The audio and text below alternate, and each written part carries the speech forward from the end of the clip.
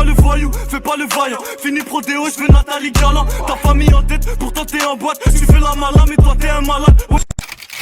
Fico bip bip, ouais ça vient de commencer. C'est les cités, ça prend pas la C. Wesh l'équipe, bon c'est parti pour une petite vidéo actu du jeudi. Allez l'équipe, comme d'hab, c'est des docs sur vous, ça s'entraîne ça aujourd'hui. Comme d'hab, j'ai pas de casser écoute trop de temps, n'hésitez pas à mettre un petit commentaire, on commence avec tout de suite. Ensuite, il y a du nouveau par rapport à l'affaire de Magali Berda et Booba. Car en fait, dans les commentaires, il y a quelques jours, il y a quelqu'un qui m'a dit comme quoi Booba il avait été mis en garde à vue. Donc je me suis renseigné et c'était le jugement qui avait eu lieu le 29 novembre, que je vous ai parlé il y a quelques jours en vidéo. Et ben en fait, aujourd'hui, il y a 5 personnes qui ont été jugées à Paris par rapport au délire de cyberharcèlement avec Magali Berda. Bref, je vais vous lire l'article et vous allez tout comprendre. En gros, c'est écrit. Sollicité par l'AFP, le parquet de Paris a confirmé que 8 personnes, 6 hommes et 2 femmes, âgés de 26 à 34 ans, ont été placés en garde à vue le 29 novembre dans le cadre de l'enquête en cours au pôle national de lutte contre la haine en ligne. 5 ont été convoqués à une audience ultérieure pour être jugés, notamment pour des chefs de cyberharcèlement aggravés, a confirmé cette source. Le rappeur Booba, dont la convocation à cette date a été annoncée par le journal Le Parisien et que Madame Berda rend responsable de son cyberharcèlement, ne faisait pas partie des 8, a précisé le parquet. Donc là, si je comprends bien, il faisait pas partie des 8 qui ont été convoqués aujourd'hui, quoi. Si je comprends bien. Ou alors, il n'était pas là, quoi. Bref.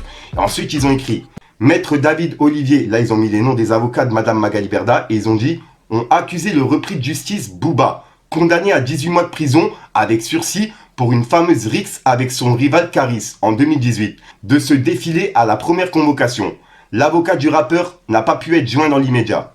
Donc voilà. Donc là, si je comprends bien, Booba, il n'était pas présent pour le jugement, si vraiment j'ai compris le truc. Bref, dites-moi vous ce que vous avez compris dans les commentaires. Ensuite, on a Guillaume Play qui a réagi par rapport à Kobalade qui a été arrêté et qui a été mis en prison en attente de son jugement. Et on peut voir qu'il a écrit « Bon, c'est plutôt que prévu », avec un smiley mort de rire. Et il a repartagé une vidéo de Michou qui disait comme quoi, dans 30 ans, il verrait Kobalade en prison. Bref, c'était un jeu qu'il faisait justement pendant son émission. Regardez. Qui est-ce que dans 30 ans tu vois en prison? Oh non. Ah, c'est que des vannes, hein, c'est que des vannes. En vrai, j'avoue, j'en ai un, j'y pense direct. Hein.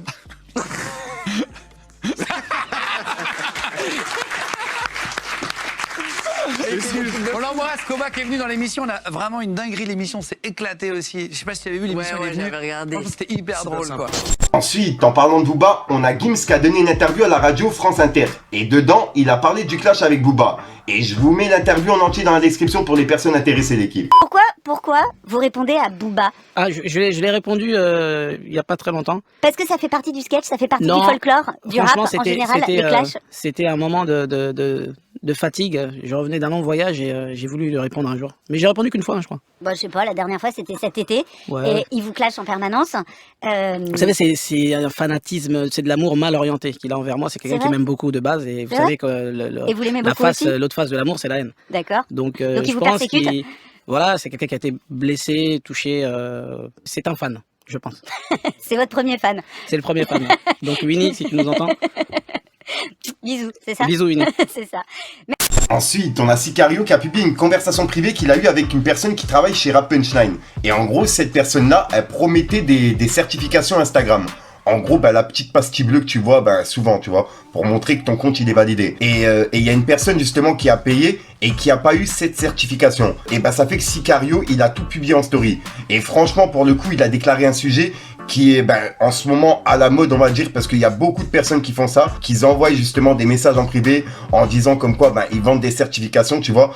J'en ai moi-même fait les frais par rapport à plusieurs personnes qui m'avaient contacté à l'époque. J'ai jamais voulu moi certifier mon compte parce que je me suis toujours dit que la certification elle sert à rien, tu vois. C'est juste une pastille bleue à côté d'un compte et de payer ça sachant que ton compte il peut sauter pour rien. Donc voilà quoi. J'ai jamais voulu passer par ce chemin-là, mais je sais que moi-même j'ai eu plusieurs fois des personnes qui m'ont contacté en me disant qui travaillaient chez Instagram, etc. quoi. Donc voilà, bref, il y a beaucoup d'arnaques là-dedans, c'est vraiment un truc de fou et je tiens justement à faire une prévention et je remercie justement Sicario de l'avoir fait cette prévention parce que c'est vraiment un truc de fou. Bref, regardez.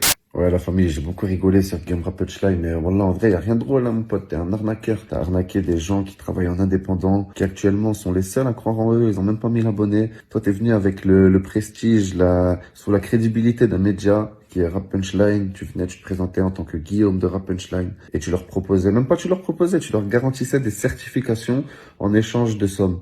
Et les sommes varient en plus, des fois c'est 400 et ça va jusqu'à 900 euros. Et les certifications Instagram, comment tu peux les proposer? Tu travailles pas pour Instagram. Et les certifications Instagram, c'est gratuit, je l'ai eu avec du travail. Et je suis même pas si connu que ça. Voilà, j'ai 23 000 abonnés, je l'ai eu à 7 000 abonnés en travaillant correctement. Bref, maintenant je vais vous mettre toutes les preuves que Guillaume est un arnaqueur. Après, je vais pas vous mentir, il n'y a pas que Guillaume qui est un arnaqueur. Il y en a beaucoup dans ce milieu, dans cette industrie qui profitent de certaines crédibilités pour mettre des douilles aux jeunes artistes. Donc les jeunes artistes aussi, prenez ça pour leçon, faites attention, faites confiance qu'à vous, à votre équipe et travaillez. Maintenant, prenez votre popcorn et regardez ça. Comme vous pouvez le voir, il se présente en tant que Guillaume de Rap Punchline. C'est vraiment pas une info à prendre à la légère. S'il dirait que salut c'est Guillaume, personne n'accepterait ses certifications. Alors qu'en disant c'est Guillaume de Rap Punchline et qu'on vérifie sur internet et qu'il travaille vraiment à Rap Punchline, on se dit c'est quelqu'un qui travaille dans le domaine du rap et ce qu'il dit c'est vrai, c'est crédible. En tout cas, si on est un jeune rappeur en développement, c'est compréhensible quand on tombe vite dans le panneau. Des conversations comme ça, il y en a des dizaines, mais si je les exposais, on pourrait croire que je les ai inventées. Du coup, je vais vous laisser avec un vocal qui fera que certifier que c'est bien Guillaume. Et même après. Après, je sais pas si t'as des sous de côté, mais pour 400 balles, je peux te faire un pack où tu as 3 articles offerts, plus certification Instagram. Ensuite, comme d'habitude, qui dit jeudi, dit demain vendredi. Et pour ce vendredi, on a plusieurs sorties qui sont prévues. Pour commencer, on a Scylla qui sort son album Éternel et qui est disponible ce soir à minuit. Ensuite, il y a Chebé qui sort son album 27 et qui est disponible également ce soir à minuit. Ensuite, on a SDM qui sort son album Les Liens du Sang et qui est disponible ce soir à minuit. Ensuite, on a Bébé Jack qui sort son album New Blues Old One et qui est également disponible ce soir à minuit. Ensuite, on a Gims qui sort son album LVDM, Les Dernières Volontés de Mozart, et qui est disponible ce soir à minuit. Ensuite, pour clôturer, on a Lorenzo qui sort son tout dernier album qui s'appelle Légende Vivante et qui est disponible ce soir à minuit. Donc voilà l'équipe, c'est tout pour les sorties. Dites-moi dans les commentaires si jamais j'en ai oublié. Donc voilà l'équipe, c'est tout pour cette petite vidéo actu. Dites-moi vous ce que vous en pensez dans les commentaires et n'hésitez pas à mettre un petit pouce bleu pour soutenir le référencement. Et si jamais vous n'êtes pas abonné, je vous invite à activer la petite cloche l'équipe. Fallait que je te parle d'un truc. Regarde-moi ça, les mains faites pour leur mail sont dans la merde, dans des kilos d'air, dans une paire de gants, en train de pointer le gun sur la tombe du gérant. Je me brûle les doigts en refermant les chipas, rentre déguisé dans la biche, même en kippa. J'ai viré toutes les salopes de l'équipage, donc y'a moyen que je me rappelle pas des qui toi. Voilà, donc voilà l'équipe 63 ressort aujourd'hui comme d'hab, je vais pas te casser le couteau au trône, n'hésite pas à mettre un petit vidéo, le chien et reprendre si t'en penses dans les commentaires, et comme d'hab, si t'as pas de mettre un commentaire, tu mets dans sur le c'est juste pour référencement. Voilà l'équipe, et au passage, je vous invite à venir sur Spotify si c'est pas fait, comme d'habitude, pour les personnes qui sont intéressées, c'est dedans que je mets tous les rappeurs que je découvre. Et en plus de ça, j'en découvre sur Spotify, que je peux pas mettre sur YouTube, t'as capté. Donc voilà, enfin bref, je te dis à ça pour une Microsoft, une vidéo et une nouvelle exclue. J'avais plus d'air, c'est une dinguerie.